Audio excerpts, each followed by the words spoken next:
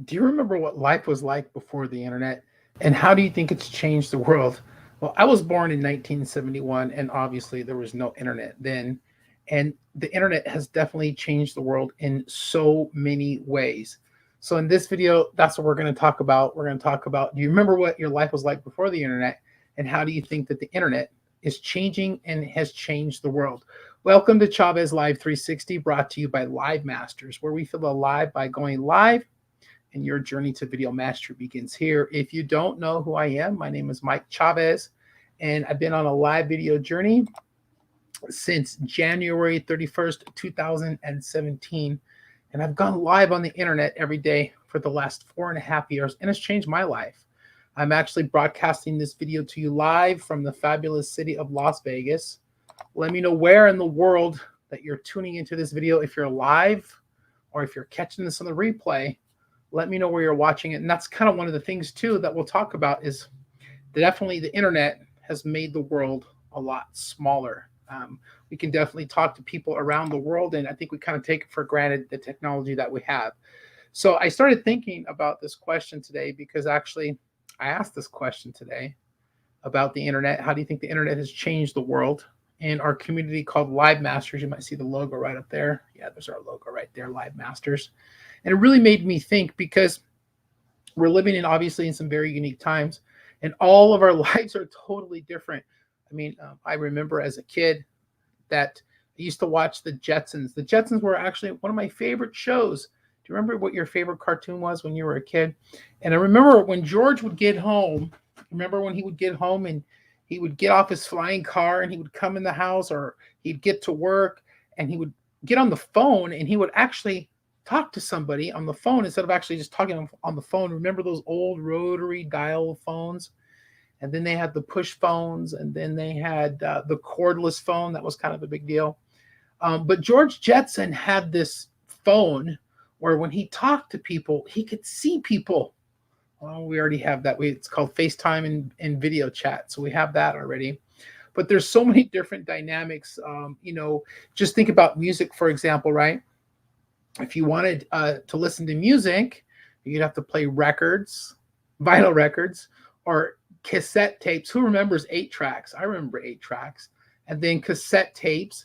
And then we went to CDs. And then after CDs, we just went digital, right? So now all of the music's pretty much online. Even movies. There's so many less people that go to the movie theaters now. It's an experience. It's kind of like a novelty to go to the movie theaters. I still enjoy going to the movie theaters, but we consume content in such a different way. Movies, right? We watch Amazon Prime or we watch Netflix. Even TV has totally changed. Most people don't even have a cable anymore. Think about that for a second. Back in the day, before the internet, we just had TV. I remember when I was a kid, I had this little black and white TV in my room when I was probably like 8 or 9 years old. And when I was a kid, how many channels did you get when you were a kid? Think about that for a second. I think we had channel 2, channel 4, channel 5, channel 9, channel 11, and channel 13. And then there was those extra channels, those what were those, like VHF or UHF channels, those other channels, those really odd channels that would hardly ever come in clear. There'd always be kind of fuzziness and everything like that. So our lives have totally changed the way we consume content, the way we consume movies, the way we consume music. And then also, if you think about it too, our social interactions, the way that we connect with people is totally different. I don't think ever meeting in person is ever going to go out of style. But before the internet, if you wanted to hang out with people and your friends, to see them, I mean, you can see me right now in this video, but to see them, you would actually have to go hang out with them in person. And not to mention how much the internet has changed the world in a sense that it's literally overthrown governments and it's overthrown dictators. If we think back to the Arab Spring in Egypt, they were very unhappy with the person that was running the country at the time. And somebody started a Facebook page and they got millions of people to follow that Facebook page. And they used that Facebook page and they leveraged that Facebook page to build an audience, to get their message out. And what ended up happening was they used that page to actually connect people in a sense in person, right? So they use the internet to bring people together, and the crowds got bigger and bigger and bigger, and they ended up overthrowing the government. That was called the Arab Spring in Egypt. Now, if you think about it, the internet and the way that it's changed the world and the way that we communicate, it's pretty crazy because the powers that be, you think about it. If you think, how did you used to consume content as far as the news is concerned? We'd have to read newspapers, or we'd have to watch the evening news or the whatever. That's the only way really that we got information. Think about that for a second. Now, everybody can't stand the media.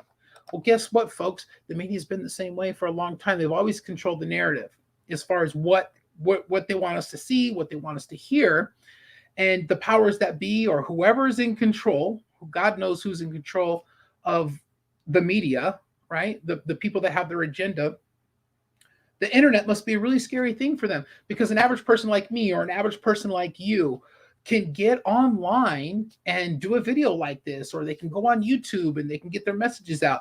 I mean, look at the censorship issue that we're having right now. I mean, for goodness sake, our former president of the United States got his Twitter page taken down, while they're one of the biggest, most wanted terrorist in the world from the Taliban has a Twitter account. So think about that for a second. That just put that in perspective for you.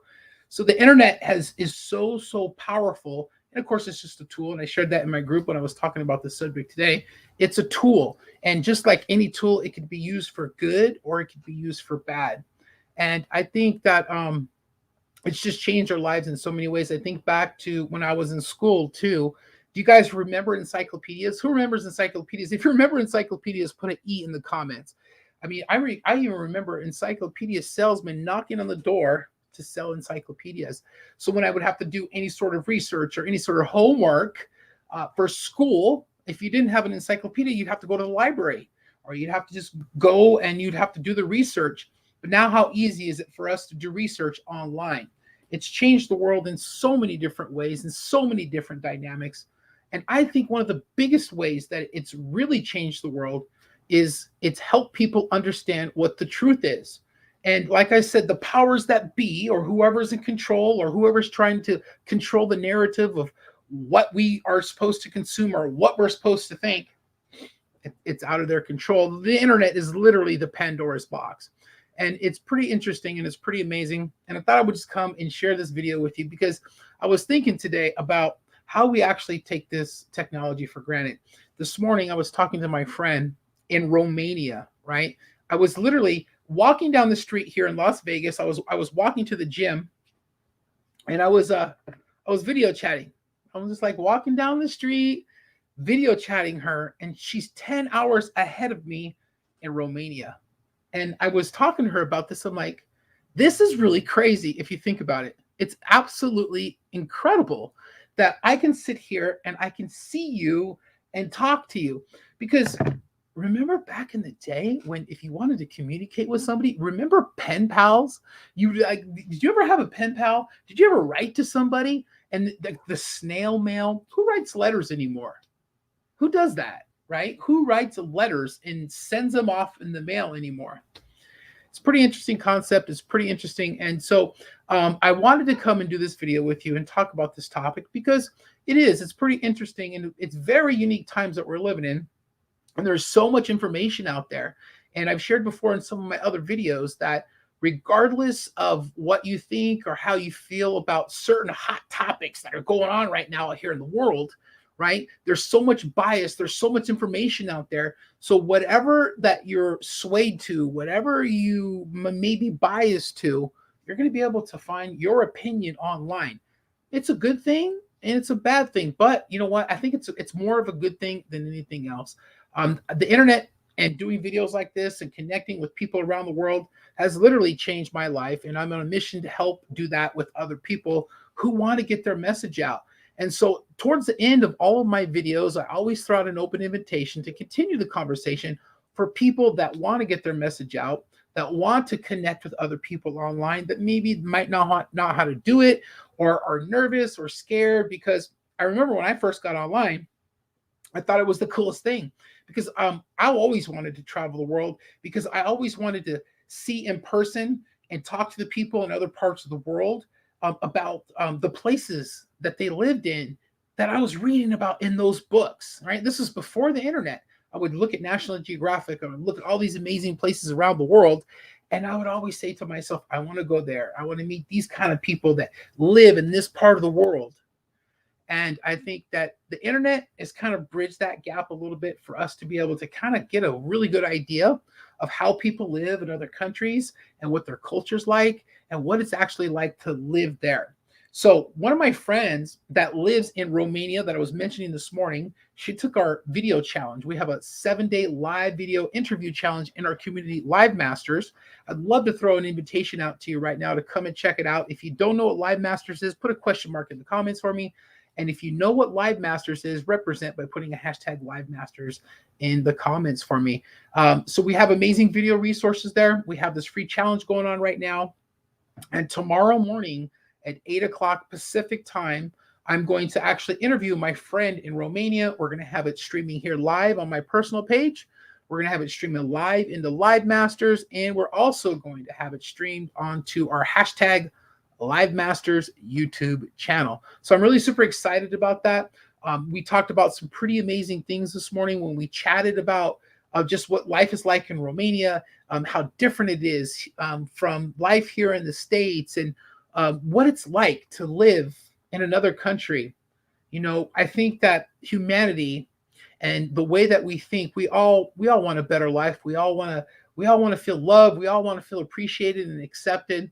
And like I said, the internet is a tool, and we can actually do that here online. And I'm so super excited to share my friend with you tomorrow because I know you're going to love her. So make sure you don't miss that video tomorrow. I can't wait to bring her to you, and maybe she can enlighten you and tell you some pretty amazing stories.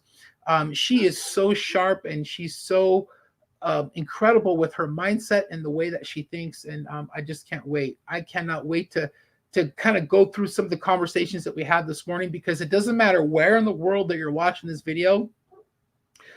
It wouldn't be possible without the internet, right?